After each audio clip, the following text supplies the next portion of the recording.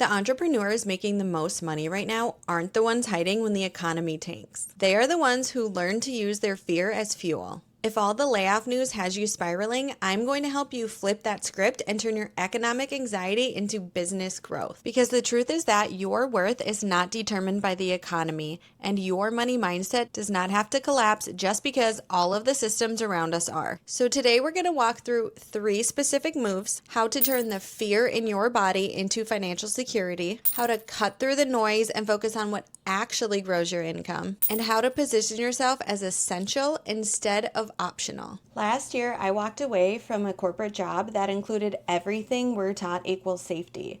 And to be clear, I did choose to leave because I woke up out of the fog and realized that I wasn't happy. But what I didn't expect was the wave of fear that hit me after leaving. I went from feeling secure to waking up at 3 a.m. every night for a week, wondering if I was irresponsible and capable of what I had set out to do. And that right there is the part that no one tells you. That even if you choose freedom for yourself, your nervous system might still go into fight or flight. And that is because unless you have worked on your subconscious money stories, they are not going to just disappear overnight. Okay, although I despise a breakdown, they always end up manifesting into a lesson, which is a blessing in the end.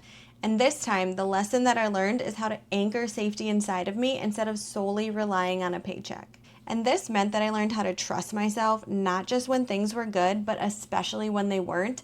And nothing has felt more like peace to me. So whether you're still working a 9-to-5 while building your dream, or you've already gone full time, this current wave of layoffs might still be stirring up fears for you too. Let's talk about how to channel that fear into grounded action. I'm going to share today 3 specific moves that address both your nervous system and your bank account.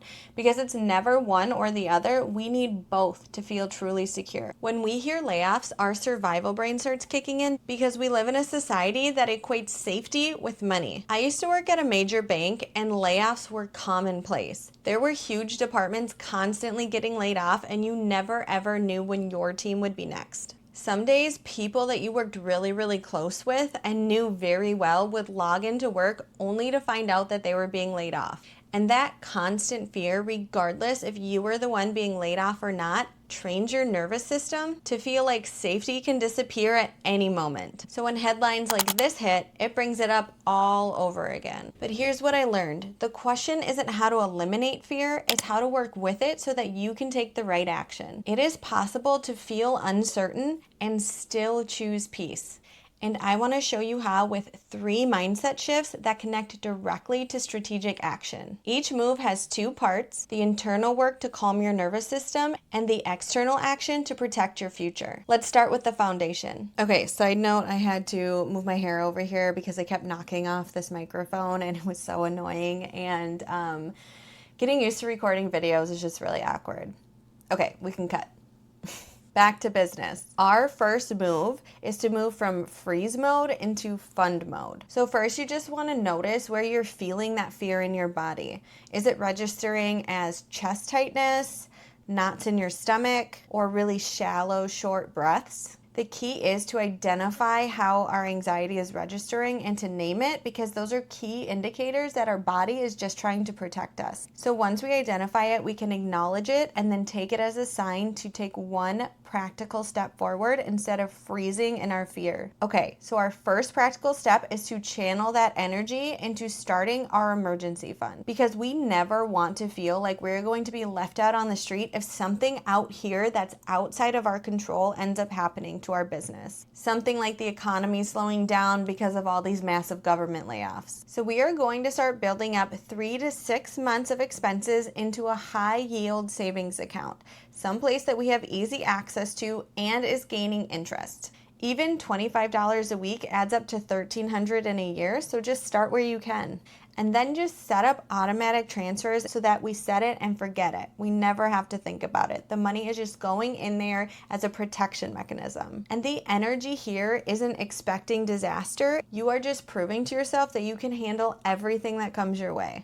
And here's why this matters beyond just having money in your bank. Every time you see that balance grow, you are literally rewiring your brain to believe that you can handle uncertainty. That confidence is going to translate and manifest into how you price your services, how you show up in sales conversations, and how you make decisions. Okay, now that we've addressed the fear in your body and started building our safety net, let's address the mental noise that is probably making everything worse than it actually is. Move number 2 is to stop consuming and start expanding. We are going to cut all of that noise that we are taking in that is aiding in the fear and anxiety buildup. You can't control the economy, but you can control your input. So turn off those panic loops and stop doom scrolling. I personally don't pay attention to the news anymore, and it has done wonders for my mental health. And I am recommending that you do the same. Trust me, if something is really important and you need to know about it, you are going to hear about it from your friends, your family, your clients,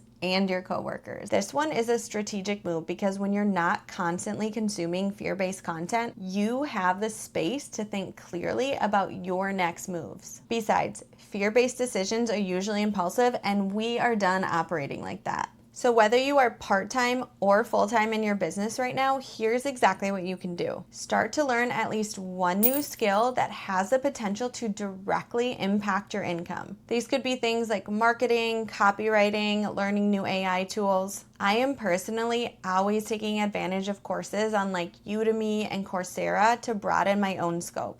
And if you're a full-time entrepreneur right now, you should be asking what additional income streams feel aligned for you. Is there something else you could add on to your current offer suite right now as a complement product or service that could be more manageable for your customers? For example, if you're only offering one-on-one coaching right now, maybe adding on group coaching at a reduced rate could help meet your customers where they're at. Just because someone might not be able to afford your premium offer right now doesn't mean they aren't still looking to get help from you. And so offering something like group coaching or a workbook where they could still have access to you just as a bridge until they get back on their feet could really help you make additional income. And here's how I want you to think about this. We are bringing in the energy of I am not stuck, I am expanding. By using money from our current job or our business to fund our growth, we are preparing for the unknown. And again, just like the FU fund, this brings the power back into our hands. The best way that you can spend your time or your money is by investing back into you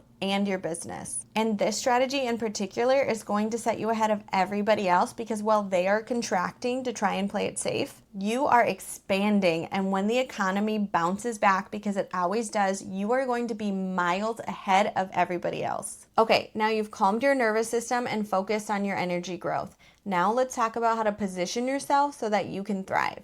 Move number 3 is to move from scarcity into strategic positioning. When uncertainty hits, people's first instinct is to compete on price by offering steep discounts. Trust me, I used to sell on Etsy, and this was the energy all over the place. But this is actually backwards and ends up making you infinitely less valuable in the marketplace. Instead, this is exactly the time when you need to get extremely clear and specific on the problem that you're solving and exactly who you are solving it for. Who needs you to solve their problem the most right now? During economic uncertainty, people do not stop spending money. They just become a lot more intentional about where they're spending it. They're looking for essentials now and not the nice to haves. Think about the dollar section at the front of Target. Nobody really needs that $5 Valentine's themed pillow. But what they do need is somebody to tell them exactly what they should get their partner for their first Valentine's Day together because they have no idea how to give a thoughtful gift. So let's start asking ourselves, what transformation do you provide that people can't not afford to invest in right now? If you're a business coach, maybe this looks like shifting your messaging from grow your business to recession-proof your revenue streams. Or maybe you're a wellness coach. Think about how it feels to pivot your messaging from optimal health to stress management for high pressure times.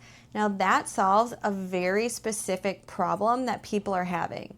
What does optimal health mean, right? That is so broad. It sounds good, but it doesn't really mean anything when you try and break it down. Like, think about your discovery calls. If you were using that messaging, your potential client is going to come to you asking very specific problems and wondering if you can help them with that.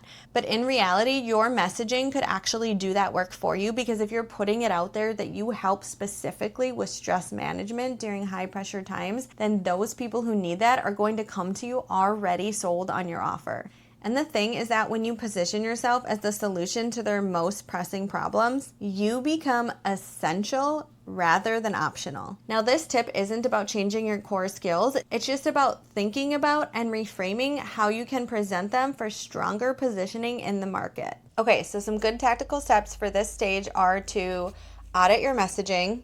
So look at your website, your social media, sales conversions to address what people are worried about right now. Number 2 would be to survey your audience, and you can do this by asking them directly what their biggest challenges are right now, and then use their exact words in your messaging. This one's like a life hack. So if you're not already doing it, make sure to do that throughout every piece of marketing that you're doing, because then they think you're like inside their brain. Okay, number 3 is to create urgency around outcomes and not out of scarcity, because everyone right now is already heightened and you don't want people purchasing out of fear. You want them purchasing because they think you have the actual solution that will solve their problem. Okay. On that note, I need you to shift the way you currently think about competition. You are not competing on price. You are competing on precision, because the clearer you are, and I cannot stress this enough, about the specific problem that you solve, the more valuable you'll become to your future and current clients. And this is the key difference between businesses that just survive during downturns and businesses that thrive. And we want to be the thriving business. Okay, so this is just a side note that I just randomly thought of, but I really need you to hear this. Your revenue is data, and it is not your identity. I'm going to share with you 3 personal reminders that I keep on a Post-it note on my desk. And these I pull out for the times when my revenue starts to dip. The first reminder is that you are building a body of work. You are not chasing a one-hit wonder. Slow seasons are natural, and they are best used for deepening your systems and your offers. Number 2 is that getting lean means you are optimizing to expand. So you are not shrinking, you are strategically cutting the fat. So we are thinking about what we can streamline or what is working that we can double down on, while letting all of the other extra things that are kind of busy work just go away. And then number 3 is to use this time to build entrepreneurial maturity. Okay, let me tell you that again. Build your entrepreneurial maturity. Oftentimes when we are in our side hustle phase or we're beginning entrepreneurs, we're still kind of like half in, half out. I can always fall back on my regular daytime job, which is true. And that's a really good asset to have in your back pocket. But we want to step out of the season where we're thinking about like, if my business fails. No. Our business is not going to fail because we are being strategic. We are also setting up our money mindset for success because we understand that this is a long game and there are different ways and perspectives to view what's happening and to set ourselves up for success. So when we are building our entrepreneurial maturity, your ability to respond instead of react is what is going to separate you and all of the other successful business owners from the ones who are just trying it out. We are not in that space anymore. Okay, so those are my 3 personal strategic tips. My last advice is so important. This one is for your nervous system and it is for your money mindset, and it is to feel through the fear.